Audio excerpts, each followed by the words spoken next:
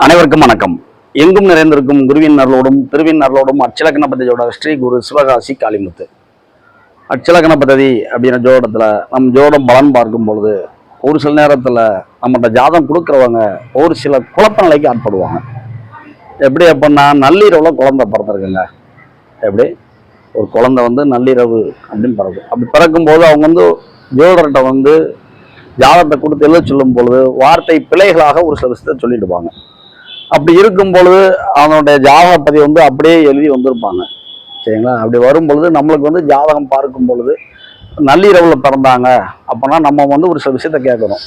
இடுப்பு எப்போ வலிச்சது, ஆஸ்பத்திரிக்கு போகிறப்ப யார் யார் வந்தாங்க, எத்தனை மணிக்கு குழந்தை பிறந்தது, யார் எப்படி இருந்தா, என்ன எத்தனை மணிக்கு போனீங்க, என்ன கிழமையில போனீங்க அப்படின்னு ஒரு சில விஷயத்தை நம்ம கேஷுவலாக கேட்டுக்கிட்டே இருக்கணும். ஏன் அதற்காக நம்ம அப்படி கேட்கணும், எப்படி நம்மளே கரெக்ட் பண்ணி இவங்க இதில் தான் பிறந்தாங்க அப்போ நம்ம செக் பண்ண முடியறதுக்காக ஒரு சின்ன ஒரு உதாரண ஜாதக விளக்கமாக இது. உதாரணமாக இது பார்த்தீங்கன்னா 8/9/1997, 7/9/1997 அதிகாலை 2:30 மணி சென்னை அப்படின்னு வச்சுக்கோங்க. சரிங்களா? அப்போனா ஒரு ஜாதகர் அப்படின்றவங்க சனிக்கிழமை நள்ளிரவு ஒரு குழந்தை பெறாங்க, அதிகாலையில் 2:30 அப்படின்னு வச்சுக்கோங்க. அப்பனா இதை கணக்கு ஆங்கில கணக்கு சொல்லும் பொழுது ஞாயிற்றுக்கிழமை அதிகாலைன்னு சொல்லலாம், சனிக்கிழமை நள்ளிரவுன்னு சொல்லலாம். சரிங்களா? இப்படி ஒரு சொல்லி ஜாதகம் பலன் எழுதியிருப்பாங்க.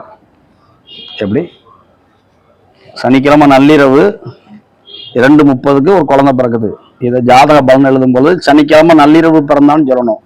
அப்படி இல்லாம இவன் ஞாயிற்றுக்கிழமை 2:30 பிறந்தான் நைட்டு அப்படின்ட்டாங்கன்னா அது என்ன ஆயிடும்னா, ஞாயிற்றுக்கிழமை நள்ளிரவு விடிஞ்சா திங்கக்கிழமை 2:30 மணின்னு அப்படி மாறிடும். அப்ப இப்படி ஏதாவது ஒரு வார்த்தை பிழைகளால ஒரு ஜாதகம் எழுதப்பட்டிருக்கு அப்படின்னா இதை நம்ம ஒரு சில விஷயத்தை வச்சு கண்டுபிடிக்க முடியும். சரிங்களா? அது என்னங்கிறத இப்போ பதிவிடுறேன். கொஞ்சம் லேஸ் குழப்பம் தர மாதிரி இருக்கும், கொஞ்சம் பவராம கேஷுவலாக கேளுங்க. சரிங்களா? பொதுவாக 7ஆம் தேதி பிறந்தாலும் சரி, 8ஆம் தேதி 2:30 பிறந்தாலும் சரி, ஜென்ம லக்னம்ங்கிறது மாறாது, லக்ன புள்ளியும் மாறாது. நல்லா கேட்டுக்கோங்க. 7ஆம் தேதி 2:30 மணி சொன்னாலும் சரி, 8ஆம் தேதி 2:30 மணி சொன்னாலும் பிறப்பு கால ஜென்ம லக்ன புள்ளி மாறாது.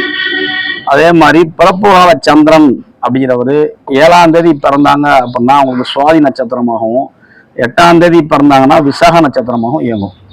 அப்படின்னா சந்திரன் இந்த பாக்ஸுக்குள்ள இருக்கிறாரு. அப்படின்னா பிறப்பு கால லக்னம் கடகம், ஜென்ம ராசி துலாம் அப்படின்ட்டு பேருவாங்க. சரிங்களா? அதே மாதிரி இப்போ இன்னைக்கு அட் ப்ரெசன்ட்ல பார்த்தோம்னா இந்த ரெண்டுக்குமே பார்த்தீங்கன்னா சனி திசை தான் இயங்கும். எப்படி 7ஆம் தேதி பிறந்தவங்களுக்காக இருந்தாலும் சரி, 8ஆம் தேதி 2:30 அப்படின்னு தவறுதலாக ஒரு கணிதம் கணிக்கப்பட்டிருக்கு ஜாதகத்தில் அப்படின்னா இந்த திசையும் மாறாது. அப்போ நம்மளோட என்ன புரிஞ்சுக்கணும் அப்படின்னா, பேசிக் கிளாஸில் பார்த்தீங்கன்னா நம்மளுடைய ஆசிரியர் 27 நட்சத்திரத்திற்கு பார்த்தீங்கன்னா 27 நட்சத்திரத்தின் குணங்கள் பற்றி சொல்லியிருப்பாங்க. எல்லாருக்கும் நடத்திருப்பாங்க கண்டிப்பாக. சரிங்களா? அது நம்ம என்ன ஜோடம் தெரிஞ்சவங்க அப்படின்னா அசால்ட்டா விட்டா ஒன்றும் செய்ய முடியாது. அதை கேஷுவாக நடத்திருப்பாங்க. 27 நட்சத்திரத்திற்கான விஷயங்கள் கண்டிப்பாக சொல்லியிருப்பாங்க. சரிங்களா? ஒவ்வொரு நாளும் 4 இது 5 இது அப்படிங்கிற மாதிரி விறுவிறுன்னு போயிருக்கும். நம்ம ஒரு கவனங்களோட விட்டுட்டு போயிருக்கலாம். ஒருவேளை அப்படி இல்லைன்னா திரும்ப அதை நம்ம தெரிஞ்சுக்கணும். எப்படி சுவாதி நட்சத்திரத்தின் இயல்பு என்ன, விசாக நட்சத்திரத்தின் இயல்பு என்ன அப்படின்னு தெரிஞ்சுக்கணும். இது நம்முடைய கடமை. சரிங்களா? அதற்கு அப்புறம் பார்த்தீங்கன்னா ஒரு நபருக்கு 7ஆம் தேதி தான் பிறந்திருக்காங்க.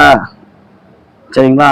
2:30 அப்படின்னா அவருடைய அட்சய லக்னமானது கன்னியில தான் போகும். அஸ்த நட்சத்திரம் 4ஆம் பாதத்துல போகும். 8ஆம் தேதி அப்படின்னு எடுத்தோம்னா அவங்களுக்கும் அட்சய லக்னம் நம்ம கன்னியில தான் போகும், ஆனா சித்திரை 1 போகும். அப்ப நம்முடைய ஆசிரியர் என்ன சொல்லுவாங்க, பொதுவாக முதல்ல ஒரு நட்சத்திர புள்ளி ஸ்டார்ட் ஆகிறது முக்கியத்துவம் எடுத்துக்கோங்கம்பாங்க. எப்படி ஒரு உதாரணத்துக்கு இந்த இடத்துல அசுபதி 1 இருக்கு அப்படின்னா இதனுடைய இயக்கங்கள் அதிகமா இருக்கும். ஏன்னா லக்னம் இங்க இருந்து இப்படி நகலுது, லக்ன மாற்றம். அது போக இங்க ரேவதி 4 இருக்கும், கடைசி நட்சத்திரம். இங்க அசுபதி 1 இருக்கு. அப்படின்னா கிரகங்களுடைய தன்மையிலே மாறுபடுது. அப்படின்னா இந்த முதல் நட்சத்திரத்துக்கு முக்கியத்துவம் கொடுக்கம்பாங்க. அப்படின்னா இந்த இடத்துல அஸ்தம் 4 அப்படின்னு நம்ம எடுத்தோம்னா நவாம்ச புள்ளி 11ல போகும். சரிங்களா? சித்திரை 1 எடுத்தா நவாம்ச புள்ளி 12ல போகும். இருந்தாலும் 12ஆம் இடத்துல கிரகங்கள் இருக்காங்க, சூரியன், புதன், ராகு அப்படின்னு இருக்காங்க. ஒரு நபருக்கு அஸ்தம் 4 போகுது, ஆனா அவங்களுக்கு விரயங்கள் போகுதுன்னா 12ஆம் இடத்துல இருக்கிற கிரகங்கள் மூலமாகவும் விரயங்கள் போகத்தான் செய்யும். அப்படின்னா சித்திரை 1 ஒரு ஆளுக்கு நடக்குது அப்படின்னா நவாம்ச புள்ளி 12 தொட்டு செல்லும், அதனாலையும் விரயங்கள் போகும். அப்படின்னா இந்த இடத்துல எடுக்கிறதுக்கு தடுமாறும். எப்படி இவங்க வந்து 7/9/1997 2:30 மணிக்கு பிறந்தாங்களா, 8/9/1997 2:30 மணிக்கு பிறந்தாங்களா, ஒரு கருத்து வேறுபாடு வருது அப்படின்னா. ஏன்னா ஜென்ம லக்னம் மாறாது, ஜென்ம லக்னம் நட்சத்திர புள்ளி மாறாது, அட்சய லக்னம் மாறாது, சந்திரன் அதே கடத்துல இருப்பாங்க, மற்ற எல்லா கிரகங்களோட இயக்கங்களும் அதே நட்சத்திர புள்ளியிலே இருப்பாங்க. ஏன் அப்படின்னா ஒவ்வொரு கிரகங்களும் 3 நாள் வீதத்தை நகழுவாங்க. செவ்வாய் 5 நாள் வீதத்துக்கு நகழுவாரு, சரிங்களா. அப்படின்னா குரு வருஷத்துக்கு ஒரு நகழ்வாரு, சனி 2 வருஷத்துக்கு ஒரு நகழ்வாரு, ராகு 1 வருஷத்துக்கு ஒரு நகழ்வாங்க. அப்படி இருக்கிறப்போ ஒரு நாள்ல வந்து இந்த மாற்றம் வந்து நிகழுது அப்படின்னா சந்திரனை வச்சு பார்க்க முடியும். அப்ப நமக்கு வந்து சந்திரனுடைய இயக்கங்கள், அவர் எந்த நட்சத்திரத்துல போறாரு அப்படின்னா நட்சத்திரத்தின் தன்மை தெரியணும். எனக்கு தெரியலங்க. எப்படி திருநெல்வேலி ஒரு ஜாதகம் வந்துருச்சு, நான் பார்க்குறேன் சந்திரன் அப்படிங்கிறவர் சுவாதி நட்சத்திரத்தில் இருக்காரா இல்லை விஷ நட்சத்திரத்தில் போறாரா, இதனுடைய தன்மையில வந்து தெரிலங்க, நான் மறந்துட்டேங்க. அப்படிங்கிற தன்மையில ஒரு அழகான பாட்டு இருக்கு. மாறாதையா மாறாது, மனமும் குணமும் மாறாது அப்படி ஒரு பாட்டு இருக்கு. ஒரு சில விஷயங்கள்ல ஒரு சில தன்மைகள் மாறாது. அதே மாதிரி பார்த்தீங்கன்னா இன்னொரு பாட்டு கூட இருக்கு பாருங்க. அதாவது எண்ணெயும் தண்ணியும் எத்தனைதான் சேர்த்து வைத்தாலும் பிறவி குணம் மாறாது அப்படின்னு ஒரு பாட்டு இருக்கு. அதாவது எண்ணெயும் தண்ணீரையும் ஒன்றாவே மிங்கிள் பண்ணி வச்சிருந்தாலும் ரெண்டும் வந்து ஒன்று சேராது. அது போல ஏன் காளிமுத்து இந்த பாயிண்ட சொல்றீங்க அப்படின்னா, நம்மளுடைய பேசிக் கிளாஸ் வகுப்புல வந்து மொத்தம் வந்து 11 விதமான கரணங்களை நம்முடைய ஆசிரியர் தோடமுத்தையான்னு சொல்லி கொடுத்துருப்பாங்க. கரணங்கள், இந்த கரணங்கள் வந்து மனிதருடைய இயக்கங்களை சுட்டி காமிக்கும். நம்ம எல்லாருக்குமே தெரிஞ்சுக்கணும், சொல்லியிருப்பாங்க. 11 ஒரு திதியில வந்து பாதி வந்து கரணம், ஒரு நாளைக்கு ஒரு திதி போச்சுன்னா அதில் வந்து 2ஆ பிரித்தோம்னா 2 கரணங்கள் இயங்கும். மொத்தம் 11 விதமான கரணங்கள் இருக்குது அப்படின்னா அந்த 11 விதமான கரணங்களுக்கான மிருகங்களையும் அதனுடைய தெய்வங்களையும் நம்மளுடைய அடிப்படை வகுப்புல சொல்லி கொடுத்துருப்பாங்க. கண்டிப்பாக கொடுப்பாங்க, எல்லாருக்கும் கொடுத்துருப்பாங்க. அப்படி இருக்கிறப்ப நம்ம வந்து இதில் எப்படி எடுத்துக்கணும் அப்படின்னா, ஒரு ஜாதகர் 7ஆம் தேதி 2:30 மணிக்கு அதிகாலை பிறந்தாரா, 8ஆம் தேதி அதிகாலை 2:30க்கு பிறந்தாரா அப்படி நம்ம எப்படி உணர முடியும் அப்படின்னா, 7ஆம் தேதி பிறந்த ஒரு ஜாதகருக்கு பவ காரணமாகவும் 8ஆம் தேதி பிறந்த ஒரு ஜாதகருக்கு கௌரவ காரணமாகவும் வரும். அப்படின்னா நமக்கு என்ன தெரிஞ்சுக்கணும், இந்த கரணங்களை பத்தி தெரிஞ்சுக்கணும். பவம் அப்படின்னா சிங்கம், கௌரவம் அப்படின்னா பன்றி. இந்த 2 பாயிண்ட் தெரிஞ்சா போதுங்க, ஒரு மிருகத்தோட தன்மை தெரிஞ்சா போதும். அப்படின்னு நம்ம வந்து என்ன கேட்கணும், இந்த ஜாருடைய குணாதிசயங்கள் என்ன. ஒரு அதிகாரத்தன்மையா இருக்கிறாரு, எதை நீட்டா இருக்கிறாரு, நல்லா பண்றாரு, நான் அப்படிங்கிற மாதிரி இருக்கிறாரு, புத்திசாலியா இருக்கிறாரு, அடிக்கடி பார்த்தீங்கன்னா நரசிம்மர் வழிபாடு பண்ண போறாரு, நம்மளுடைய காளியம்மன் இந்த வழிபாடு அடிக்கடி காளியம்மன் கோயிலுக்கு போறாரு அப்படின்னா அவர் வந்து பவகரணத்துல பிறந்தவர். நம்ம கேட்கணும், இவங்க வந்து எப்படி அடிக்கடி காளியம்மன் கோயிலுக்கு போவாங்களா, இவர் நரசிம்மர் வழிபாடு பண்ணுவாங்களா, பெருமாள் கோயில் பக்தரா அப்படின்னு கேட்டோம்னா அவங்க ஆமா அப்படிம்பாங்க. எதையுமே திட்டமிட்டு செய்யக்கூடியவங்களா அப்படின்னு, அதாவது நான் படிச்ச படிப்புத்தாக்கா, நான் வேலை பார்க்கறதாக்கா, தனக்குன்னு ஒரு கௌரவம் அப்படின்னு இருப்பாங்க. பார்த்தீங்களா, என்கிட்ட பேசணும்னா கூட உனக்கு ஒரு தகுதி வேணும் அப்படின்னு சொல்லுவாங்க. அப்படிப்பட்ட நபர்கள் ஃபுல்லாக பவகரணத்தில் வந்துடுவாங்க. யார் ஆணாக இருந்தாலும் சரி, பெண்ணாக இருந்தாலும் சரி. இது கௌரவ கரணத்தில் பிறந்தவங்க எப்படி வந்துடுவாங்க, எதையுமே அசால்ட்டாக இருப்பாங்க. அடிக்கடி பார்த்தீங்கன்னா மண்ணுக்குள்ள விளைகிற கிழங்கு வகைகள்னு சொல்லுவாங்கல்ல, வேர்க்கடலை, உருளைக்கிழங்கு, கப்பக்கிழங்கு இப்படி சொல்கிறோம்னா இப்படி கிழங்கு வகைகள் இது அதிகமாக சாப்பிடுவாங்க. அடிக்கடி பார்த்தீங்கன்னா மண் சார்ந்த தொழில் செஞ்சுக்கிட்டு இருப்பாங்க. ஏன்னா வராகி அம்மன் வழிபாடு பண்ணிக்கிட்டு இருப்பாங்க. பன்றி அப்படின்னா மண்ணை தோண்டும் தன்மையை கொண்டது, கொஞ்சம் சுத்தபத்தம் இல்லாமல் இருப்பாங்க. ஏதாவது ஒரு இடத்துக்கு போகிறப்ப நீட்டாக கிளம்புவாங்க. மற்ற நேரத்தில் பார்த்தீங்கன்னா அவங்களோட வீட்டில் இருக்க ட்ரெஸ்லாம் அசால்ட்டாக அங்கங்கே கிடக்கும், எதையும் கேர் பண்ணவே மாட்டாங்க. எப்படி இவங்க வந்து வராகி வழிபாடு பண்ணுவாங்க. நிலம், பூமி, மண் சார்ந்த விஷயம் அப்படின்னால இவங்க வந்து ஒரு பெரிய முருக பக்தராக இருப்பாங்க.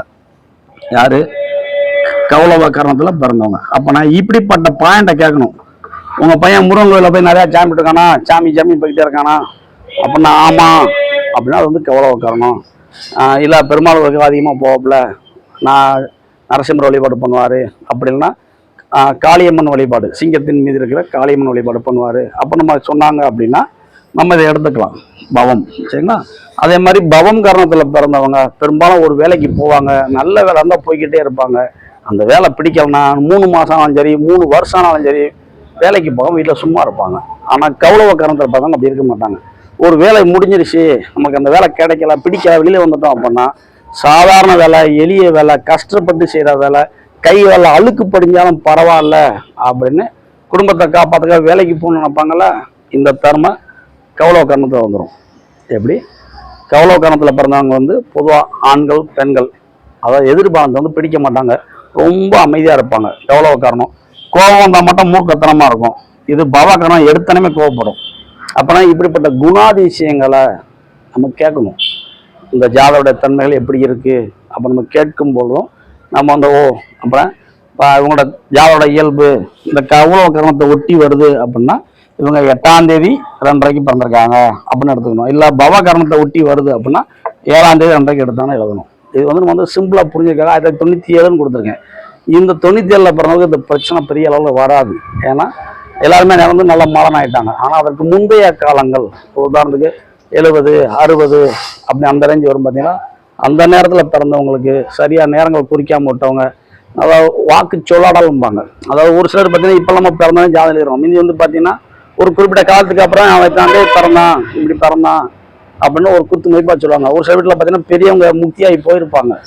அப்படின்னா சரியான முறையில் ஜாதகம் இல்லாதவங்களுக்கு நம்ம எப்படி புரிஞ்சுக்கலாம் அப்படின்னா, இந்த கரணங்களை தெரிந்து கொண்டும் ஜாதகத்தோட இயக்கங்கள் வந்து மாற்ற முடியும். சரிங்களா? அப்படி பண்றப்ப நம்ம சொன்ன இந்த உதாரண விளக்கத்தையும் புரிஞ்சுக்கோங்க. ஏஎல்பி அஸ்தம் 4 போனாலும் டிஎன் 12 தான், சாரி டிஎன் 11 போகும். ஆனாலும் 12ஆம் இடத்துல கிரகங்கள் இருக்கிறனால விரயங்கள் போகும். சித்திரை 1 போகும் பொழுது டிஎன் 12 தொட்டு செல்லும், அப்பையும் விரயங்கள் போகும். அப்படின்னா ஒரு சில விஷயத்துல வந்து இந்த கரணம் அப்படிங்கிறது வந்து நமக்கு பயன்படும். அப்படின்னால அனைவரும் அதை பற்றி தெரிஞ்சு வச்சுக்கணும் அப்படின்னு வந்து நம்ம அந்த இடத்துல உணர முடியும். அதாவது வகுப்பில் வந்து பாடங்கள் நிறையா சொல்லிக் கொடுப்பாங்க. அப்படி சொல்லிக் கொடுக்குறப்ப எதெல்லாம் சொல்கிறாங்களோ அனைத்துமே நம்மளுக்கு ஏதோ ஒரு விஷயத்தில் இந்த பிரபஞ்சத்தின் மூலமாக நம்மளுக்கு ஒரு கருத்தை கொடுத்துக்கிட்டே இருக்கும். அப்படிங்கிறனால ஒரு மாணவிக்கும் வகுப்பில் படிக்கும்போது கொஞ்சம் கவனமாக குறிப்பிடுங்கிறத வேண்டிக்கிறேன். இதை கற்றுக் கொடுத்த நமது ஆசிரியர் உயர்ந்திருப்பவர் முத்தியாகும் அவர் டீச்சர் நடத்திக்கும் போது நன்றி சொல்லுவோம். ஏன்னா இந்த சப்ஜெக்ட் வந்து நம்ம கிளாஸ் நடத்திருக்காங்க. நம்ம வெளியில் போய் எங்கேயும் படிக்கல, ஏஎல்பி மட்டும் தான் நம்ம படிச்சிருக்கோம். இது அங்கே நடத்தினது தான். சரிங்களா? அனைவருக்கும் நன்றி. வாழ்க வளமுடன்.